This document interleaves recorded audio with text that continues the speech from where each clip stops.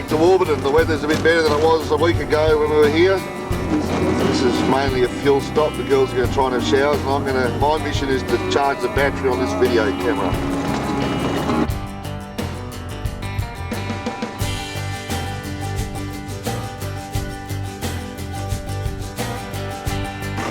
Okay, back into the serious stuff. So while we're out here, the Connie Sue, named after Len Beadell's firstborn.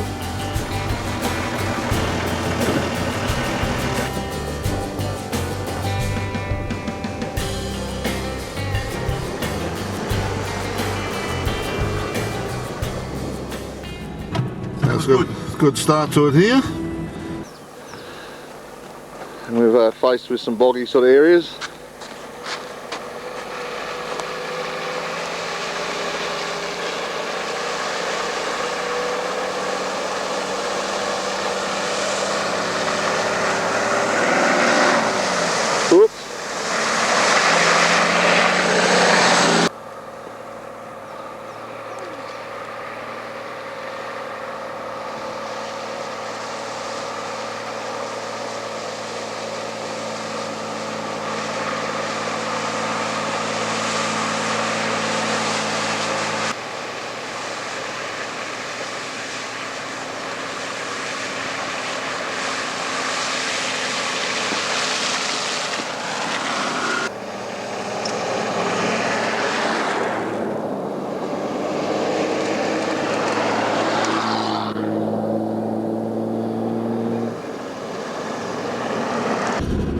It's about 14k in at this point in time, and so far fairly smooth.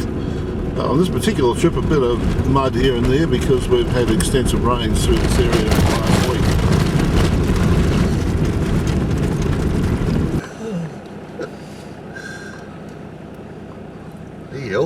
Bit of a standoff here. We've got a camel that's refusing to move too far from the track, and we've got two vehicles that are refusing to give way as well. Down the sand hills, and we're just flat plain. It's about 38 kilometres down the road, and it just keeps changing already.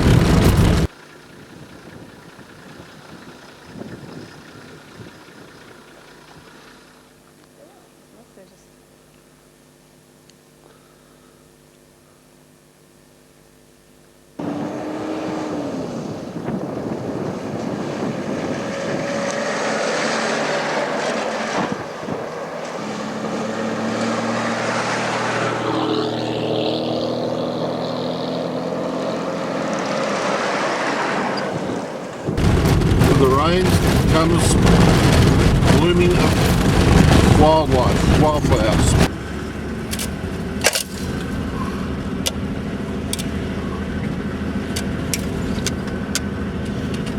The track's cut through at the bottom of the sandhill just here.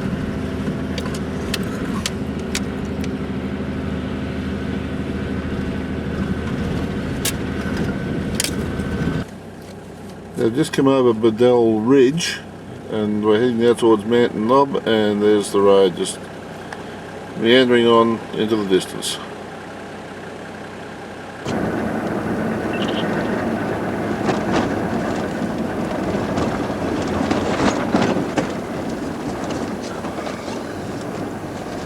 A rocky outcrop as we go up the hill.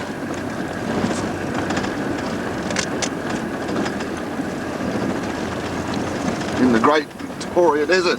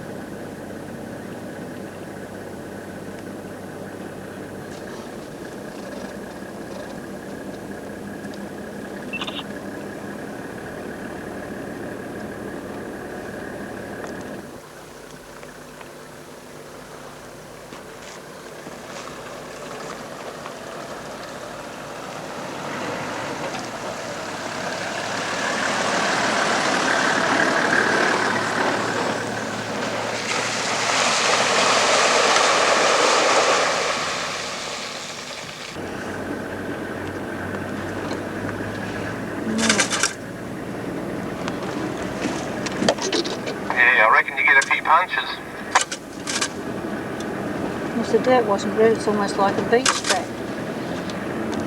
We're about 90 k's in, Connie Sue.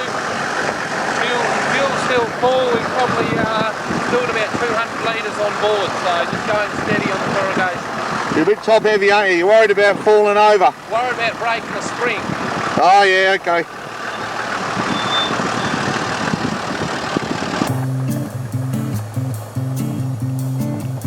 This is Mackenzie Gorge on the Connie Sue in the Great Victoria Desert.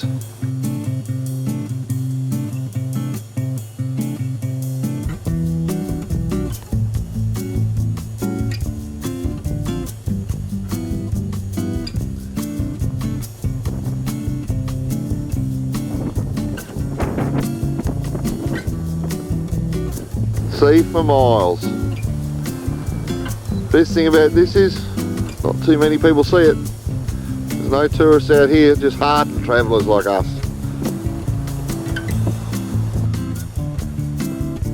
Brett's standing on the edge of Mackenzie's Gorge. It runs alongside the road, it's a natural breakaway.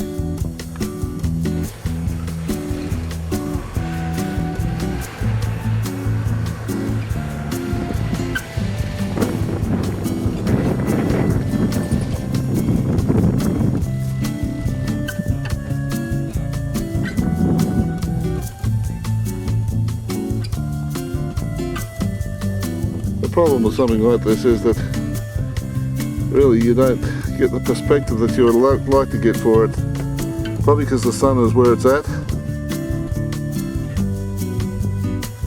this time of the day. It's just after midday, but we really are on a ridge now overlooking the plain right out. We decided to stop here for lunch. So here's the cars all sort of pulled up, and we'll be moving on again in about an hour. Fairly corrugated road here, just on from the Mackenzie Gorge where we had a little lunch.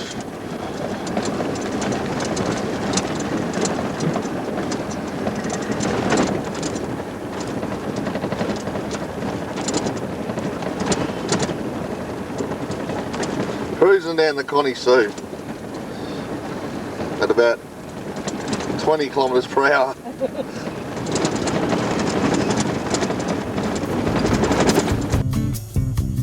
This is Waterfall Gorge. There's an archway apparently that we need to look for. Apparently the waterfall is back up this way. We're currently in the riverbed.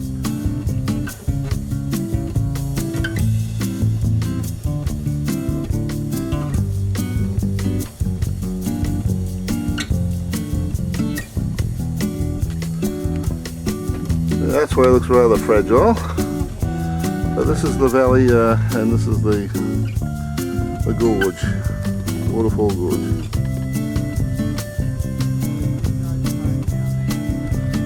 Little cave sitting underneath the rock there.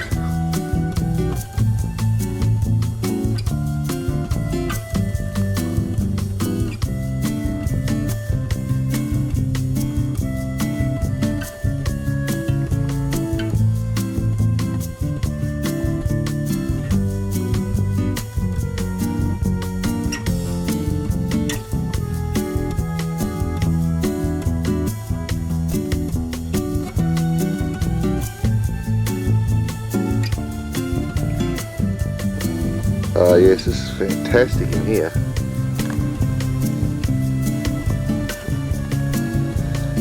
There's a fair old drop down there. Wonderful.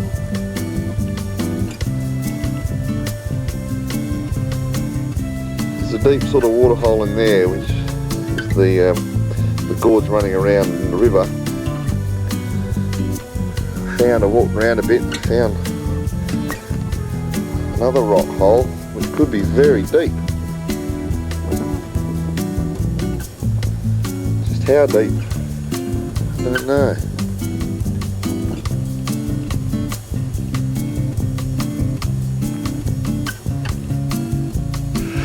Well, it was a bit of an arduous climb that, but I finally reached my goal at getting down to the bottom of the waterfall here.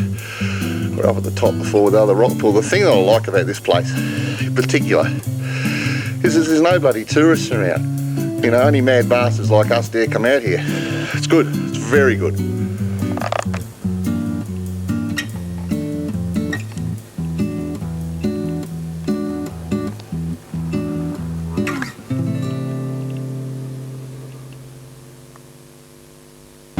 Back on the Connie Sue Highway there was just a rusted round disc with nothing written on it and an overgrown track leading off to the left, which is the track which is going to hopefully take us to the Sydney Yeo Chasm. And this is the track we're on right now. About 75 kilometres of this. Currently 55k down the road leading to Sydney Yeo Chasm. It's been like this all the way. It's very slow and oh, there's a good one. Oh, here we go. Oh, we're through it. It's almost dusk. We're about 80 kilometres from Waterfall Gorge.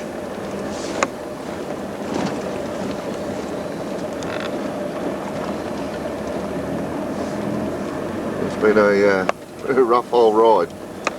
Some parts have been pretty good. Others quite horrendous. Lovely countryside though.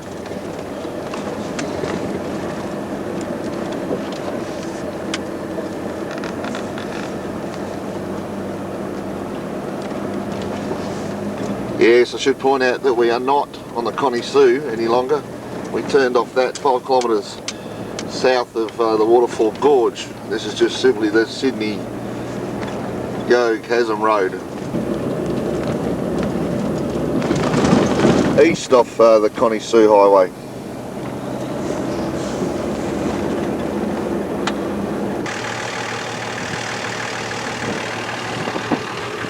No sooner have we just finished taping then.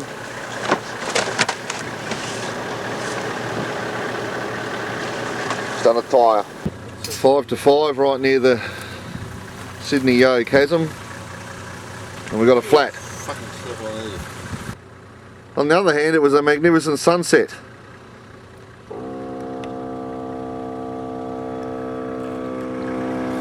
They're putting it up, but it's going down As fast as pretty you quick. put it up. Yeah, it's got a fairly nasty hole in it. Alright, there's darkness descends. Operation's almost complete. This is a look at the campsite here at the Sydney Yeo Chasm, isn't it, Riggs? Yes. Very secluded spot it is too. We haven't really seen it in the daytime, so. Dad and Gloria slept in the Kib 000.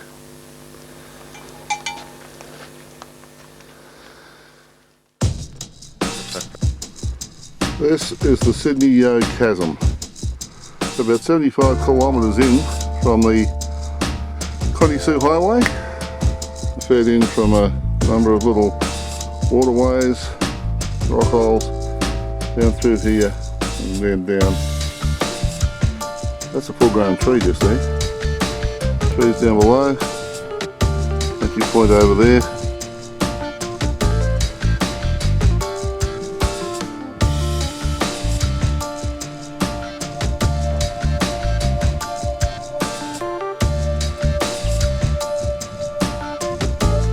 It's easy to see how the water rushes through and washes all these rock holes and things out, straight down into the gorge.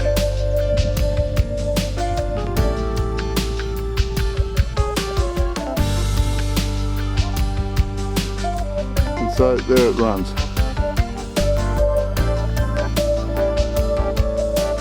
Meanwhile there's a whole myriad of these chasms all the way along, leading out that way. You can spend probably a couple of days here without any problems. Little branches of these things running up everywhere.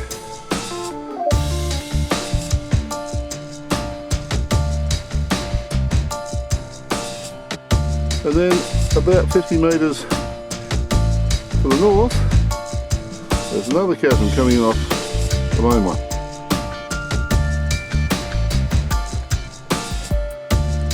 That's where the waterfall is.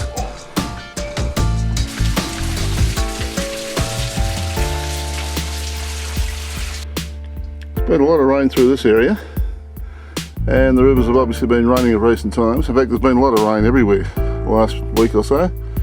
Okay, we're now driving out from Sydney Yeo Gorge Chasm, and just a little bit of a ridge, a rise, and gives you an idea of the surrounding countryside. Really is quite awesome up here. Mind you, it's awesome everywhere out in this sort of area. That's all that tells you that the Sydney Yeo Chasm is down there. In fact, nothing.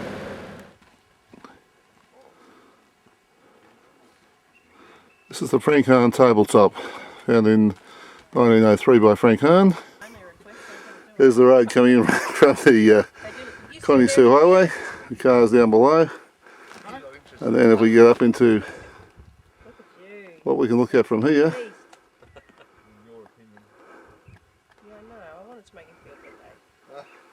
over there, a bit more of a opinion means so much.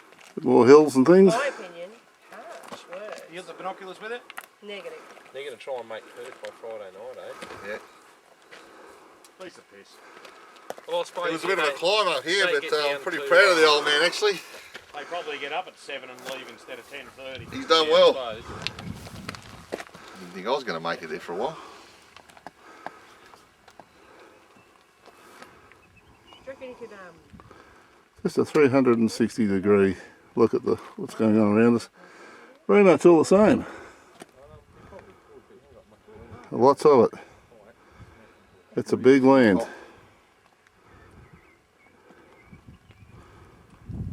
And then back down to the car park. Behind the tabletop, this sort of depression in the ground. Looks a little bit like a meteorite crater. And then we're going to continue on down here. And then hidden in amongst all this lot, we find that. So we've got this piece of rock here, and then it just disappears into a big cavern.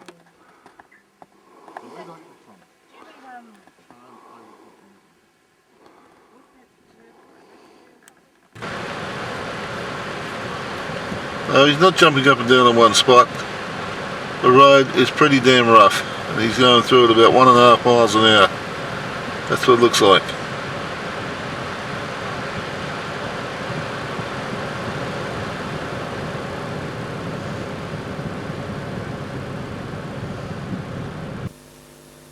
.30 July 20, 2006, a Thursday. I'm standing on top of Point Sandercock, so named and discovered by Frank Hahn in 1903, sort of following Hahn's track on that expedition, about 2 k's off the Connie Sue. We got here about 4:30 yesterday afternoon. That's the homestead.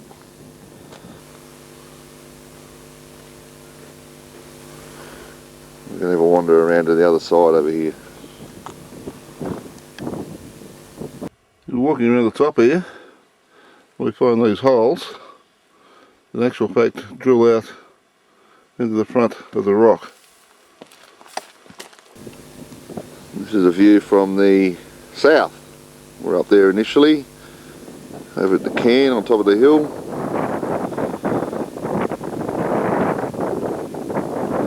We're now on the other side completely, Point Sandercock. And about to now head back down onto the plain.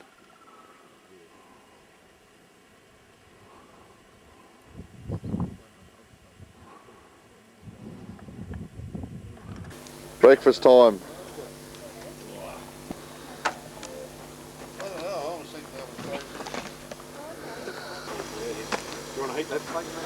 Oh look, kettle's on. Music to my ears, that sound. Back on the Connie Sue, as you can see that bit's washed out, so we had to come around the outside.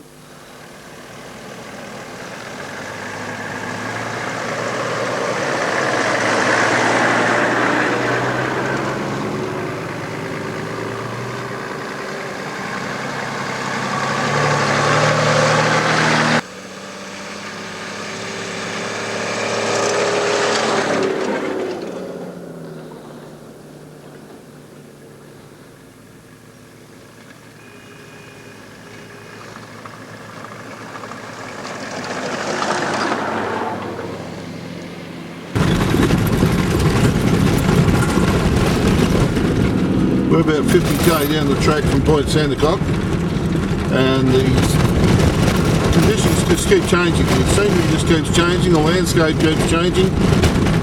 You're through sandhills and you're out of sandhills and into open plains and then back on the sandhills, and you know, this is just a little bit of where we're at this point in time. And we're probably somewhere around about between 50 and 60 kilometres short maybe of Neale Junction.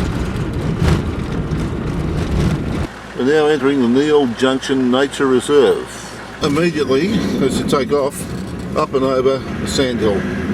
There's a lot of these traverse the road, all the way down to Connie Sue, as do most of his trips, but they're apparently fairly prevalent in this particular part of the world. Okay, we come over the hill and all of a sudden there's a whole heap of these trees that are just weird. They're 5k's out of Neale Junction. And decided to climb this sandhill and just have a look at the surroundings. There's the track leading down. We're only just a kilometre or 3 short of Neale Junction at the moment.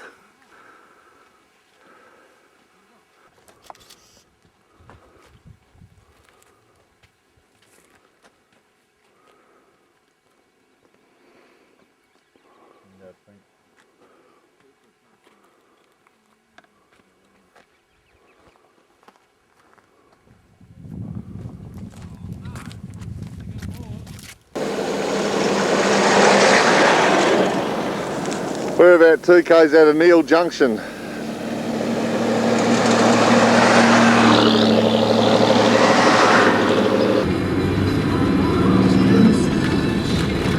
Now we're approaching Neale Junction.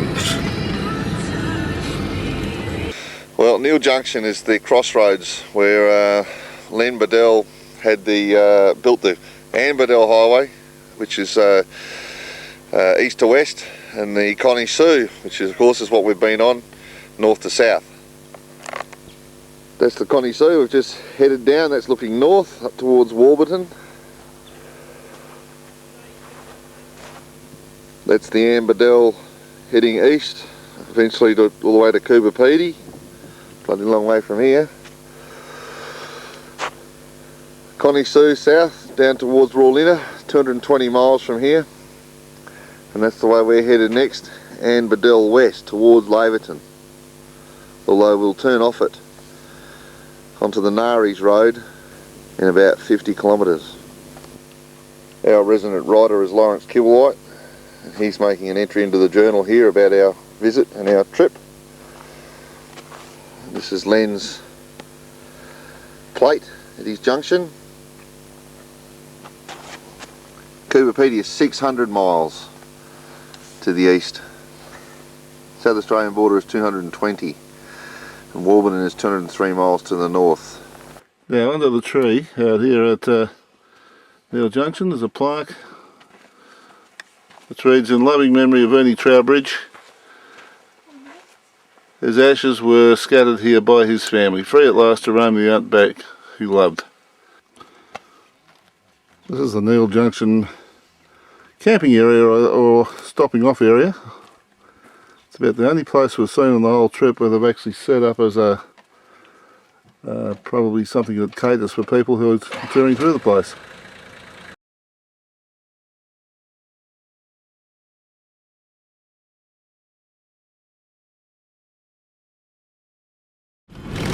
Okay, so we've just left Neale Junction. We're now on the Beadell Highway and we're heading towards Narie Road.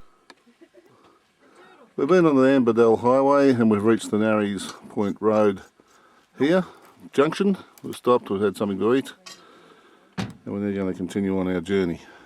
This is the Narie Point Road. We've got a pedestrian on the road right in front of us. He went straight on and then decided to come out onto the diversion as well.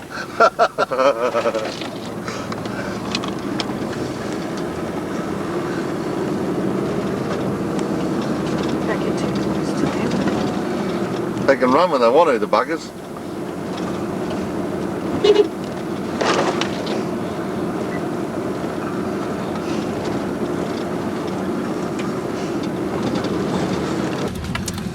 12 months ago, Chasm went up the Duncan Highway for about 1 kilometre as well.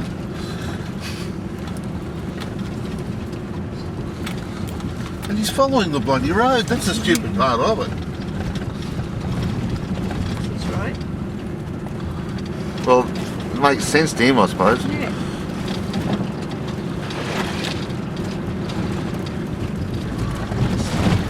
Sit on the horn. That's making him run quicker. Oh shit. Ah well. We'll stop and let him go on. Let the camel run on a bit as we follow him for our 5Ks. The radiator's full of spinifex weed. So we clean that out, make sure it doesn't overheat. Yeah, it's just the same. Temperature's still right now, not enough to do that. Yeah. It says at the moment. But it's Alright, we finally reached Narie Point at about 4:30 this afternoon. Site of our camp for tonight. That was Narie Point, this is the sunset.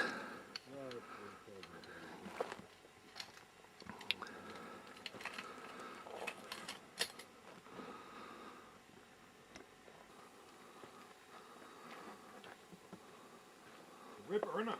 beauty, yeah. Ripper-ia.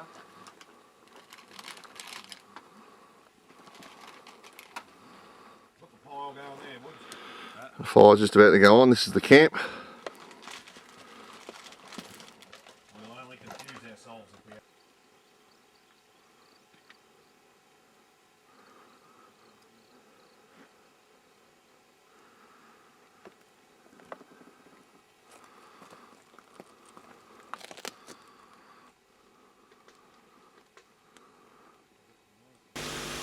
Well, this is the Narie Point camp in the evening of July 20. Ash has got the fire going while Gloria's cooking spaghetti bolognese. Suze is studying, believe it or not, in the middle of nowhere. Ash has got half the dead animals in Australia on his barbecue. Oh yes. Mrs. Gloria cooking food for the 2 Kiwawat boys. Spaghetti bolognese. Yeah, if there's enough. My favourite. Oh, there'll be enough. Friday, July 21, 2006, as the sun rises in the east. Our camp here at Narie Point, that's Narie Point up the back there. It's about to be packed up because we're on our way. Our last day today on the outback highways of Western Australia before we hit the blacktop sometime tonight or tomorrow morning. Anyway, this is the junction of the Narie Point Road to the Plum Ridge Lakes Road, and we've been a bit worried about whether we're on the right road or not, but here we are, it's all good. We travelled a bit further north than what we thought we were going to. We've got the salt lake here on the side of the road.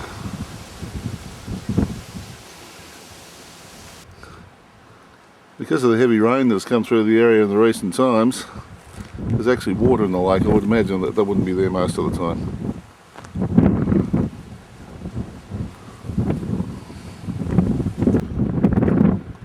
These things come out in the wet apparently. We've just pulled in off the road and gone up a little dirt track, and this is Lake Racing. Can't be seen from the main road, but certainly fairly huge lake here. Lake Racing. And the boys are lined up for their photo opportunity on the lake. They've done a lot of hard work on this run.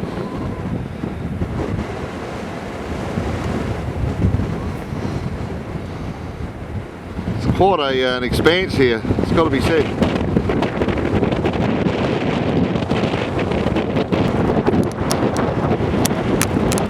Okay, the odd things you find as you're driving around the middle of nowhere. If that's not enough, school zone. Scanning the horizon, there's a couple of hills over there now. Could be Mount Douglas, so it could be the end of the Dr. Hicks Range. We'll get closer to those as we go, probably. there in the distance is this plateau.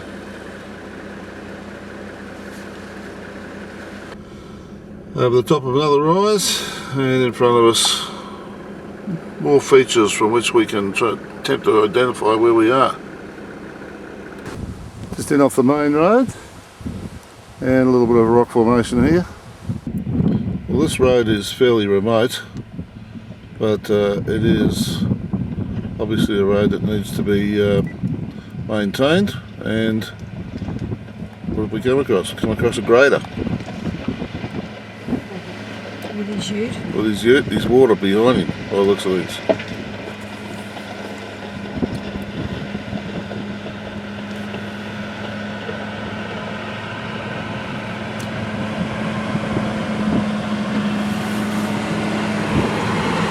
Lunch stop. We're somewhere southeast of Laverton. We're not exactly sure because we thought we were on one road, but Woody in the GPS says we're on another road. So that's good, isn't it? Dad's trying to get the sat phone working. It's been recalcitrant at best. So Woody reckons we're on the... He reckons he knows the way. Yep. As usual. On our way and get to Laverton this afternoon. Alrighty, after our lunch stop, we know where we are now. In fact, we always did, as it turned out. We're 30 kilometres south of Laverton, and this is a ghost town.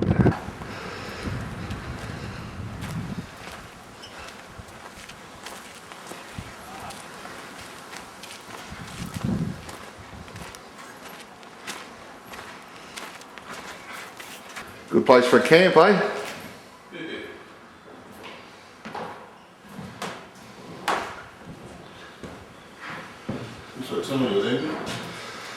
Gotta watch out for the abandoned mine shafts around here, they say.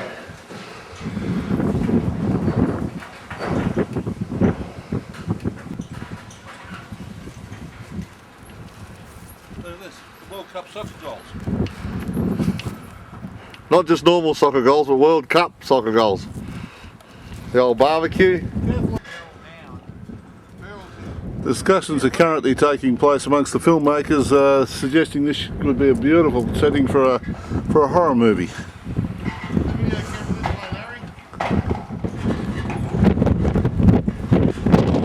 Mine shaft here, abandoned. We're going to demonstrate how deep it is by dropping this rock down there. Hopefully without falling ourselves. And I threw that down, I didn't just drop it. It's a good... Does it hit the bottom here? Yeah. Oh, look at that wall.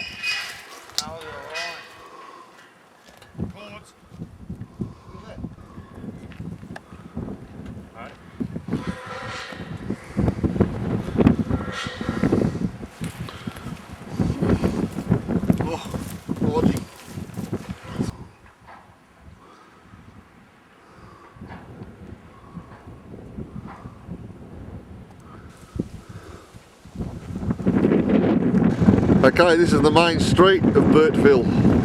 This is the pub. Well, it was the pub. They still grade the main road though, or the main street should I say. The road's over to the left of me as I stand here, about 40 metres. If you had a metal detector, you take a wander through this area.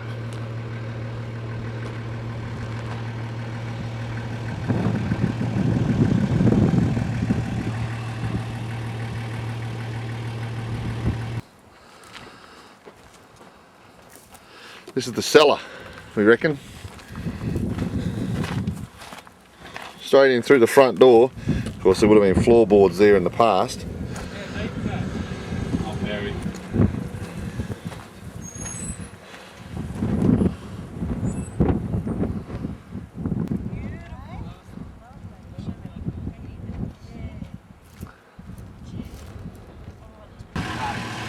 Alright, we're here at Laverton. I was thinking which of the L towns we're at actually, because there's a few around here. This is the BP, but we're going to head on over to Leonora. There's the local uni here. The local university, Rolf. And this is the Desert Inn. Now Riggs and I saw the destruction of the Desert Inn in Las Vegas. In a very different way. And this is a very different place. We're in Leonora. We spent the night here. Warm 2 degrees overnight. Bit of a jack frost happening apparently. Let's have a quick look at the town. The old movie theatre with a satellite dish on the roof, so I suppose they get people in here making pay to go and watch Foxtel.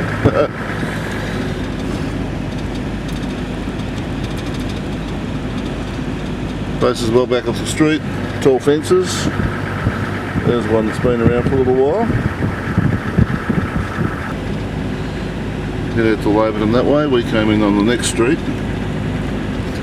This is the main shopping centre.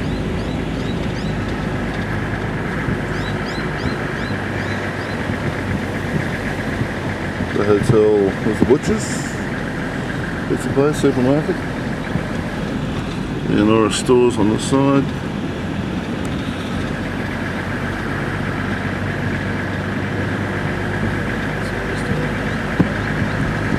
Stayed at the back of that hotel on the corner there. There's an ATM on that corner.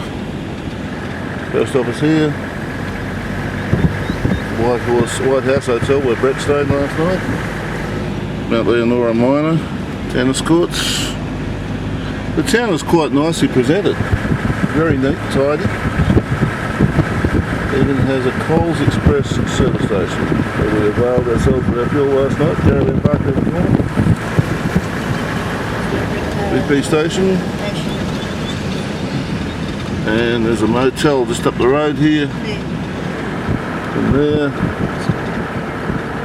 Where the boys stayed last night. This is our Memorial Park, and just as we got here to have a look at it, the gardeners turned up, opened the gates, turning the sprinklers on. Can't get over just how neat and tidy this town is. I mean, there's little flowers in the street, they're well tended. I'm talking to the butcher, a local butcher, and the pride in this town comes from the fact that the CEO of the Shire Council is born and bred in the place. And as a result, the pride is enormous. So it doesn't matter, Sunday morning 6:30, he said the Shire boys are out and cleaning the place up. This is a town swimming pool. There's a novel idea. Car in the middle of it. Not that I get to see a lot of swimming pools, maybe it's not such a novel idea. Well, this is Gwalia, just 3 kilometres south of the main township of Leonora. Now Gwalia is a mining town, an abandoned mining town. It was the home of Herbert Hoover, who was in charge of the Welsh Mining Company. Gwalia is Welsh for Wales. And when the Sons of Gwalia shut the mine down here on the 21st of December 1963, trains were dispatched from Kalgoorlie, and the residents walked away literally with what they had. In 3 weeks, it went from a population of 1,500 to 40. And the museum was set up here in the 1970s. But basically, it is as it was left in 1963. This building is looks like it was a general store type situation. We had a MAS, as it was called, New South Wales Bank, fresh milk, bread, all that sort of stuff. Men's and boys wear, frocks, you name it.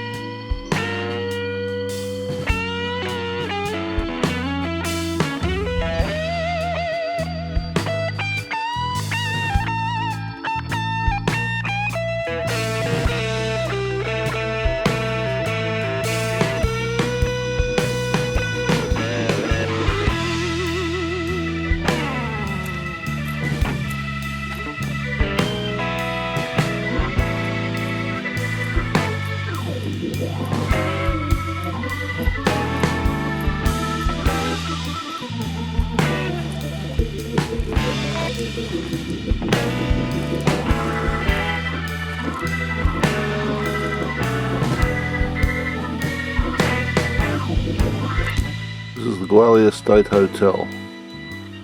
Closed in 1964. 1970s renovated for use as the Regional Exploration Office of Western Mining Corporation.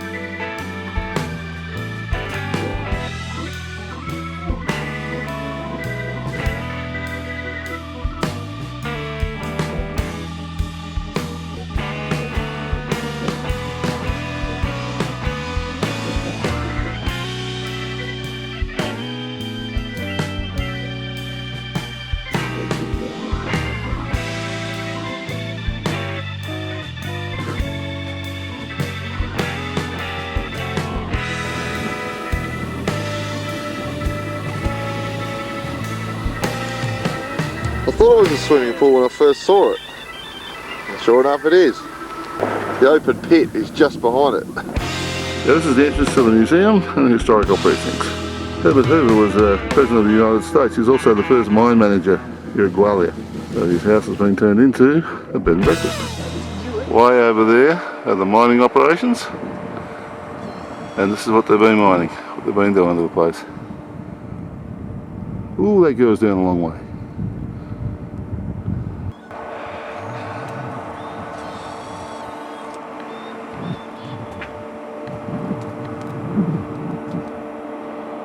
Now that is one big hole.